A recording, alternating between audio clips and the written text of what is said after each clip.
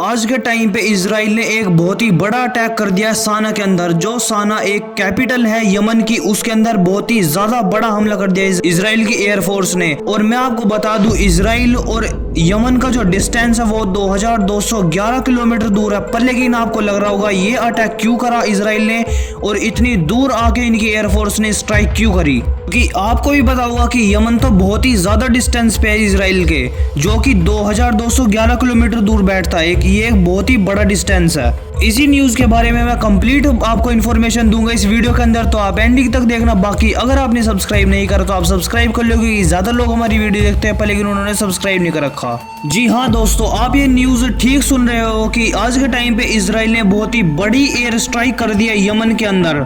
और ये इतनी बड़ी एयर स्ट्राइक है कि कई घंटों तक जहाँ पे एयर स्ट्राइक करी थी वहां पे आग भी नहीं बुझी थी। और ये अटैक इतना भीषण और इतनी बुरी तरीके से हुआ था इजराइल के द्वारा कि यमन के अंदर जितने भी लोग मारे गए हैं इस अटैक के अंदर, उसका भी एक आकलन नहीं कर पाया यमन अभी तक। अभी वो ये चीज एनालाइज ही कर रहा है कि उनके कितने लोग इस अटैक के अंदर मरे हैं। और इजराइल की सबसे बड़ी मजबूरी ये थी कि जब से इजराइल और हमास का एक वॉर चल रहा है डायरेक्ट गाजा के अंदर, इजराइल के ऊपर बहुत ही ज्यादा एयर स्ट्राइक हो रही थी। हूती विद्रोही इजराइल के ऊपर बहुत ही ज्यादा एयर स्ट्राइक कर रहे थे। और ये सभी एयर स्ट्राइक हो रही थी ईरान की लॉन्ग रेंज जो मिसाइल होती है उनसे।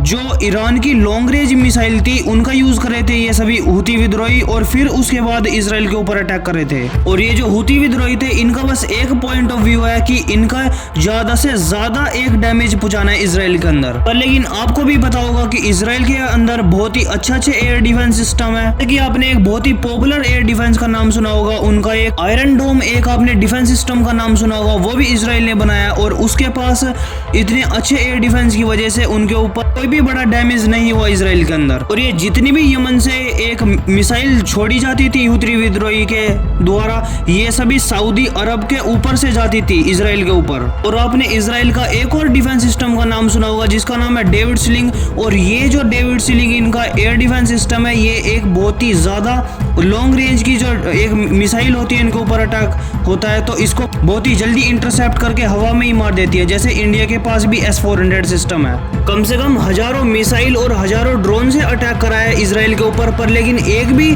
जो इनका अटैक है वो सक्सेसफुल नहीं रहा इजराइल के एयर डिफेंस की वजह से। पर लेकिन आज के टाइम पे ऐसी सिचुएशन बन चुकी थी इजराइल के अंदर कि इजराइल भी परेशान आ चुका था इन सभी अटैक से, और उसके बाद हार थक के उसने एयर स्ट्राइक ही कर दी यमन के अंदर। लेकिन ये इन्फॉर्मेशन जान के आप बिल्कुल हैरान हो जाओगे कि उसके बावजूद भी हूती विद्रोहियों ने इजराइल के ऊपर अटैक कतई नहीं रोके हैं। तो जैसे ही इजराइल ने ये एयर स्ट्राइक करी थी, इसके कुछ घंटों के बाद ही हूती विद्रोहियों ने दोबारा से एयर स्ट्राइक करनी स्टार्ट कर दी इजराइल के अंदर। और फ्यूचर के अंदर आप और भी अटैक देख सकते हो इजराइल की तरफ से यमन के अंदर, अगर ये हूती विद्रोही कंटिन्यूअसली इजराइल के ऊपर अटैक करते ही रहते हैं। और सबसे बड़ी मजेदार बात तो ये है कि आज के टाइम पे सऊदी अरब हो, चाहे UAE हो, चाहे कतर हो, इजिप्ट हो, ये सभी देश हूती विद्रोहियों को अपना एनिमी मानते हैं। और इसीलिए इजराइल को भी ये बहुत अच्छे से पता था, क्योंकि एक टाइम पे इन सभी देशों ने सऊदी अरब के अंदर बैठ के एक मीटिंग बनाई और उसके बाद यमन में घुस के इन हूती विद्रोहियों के ऊपर अटैक करा था इन सभी देशों ने।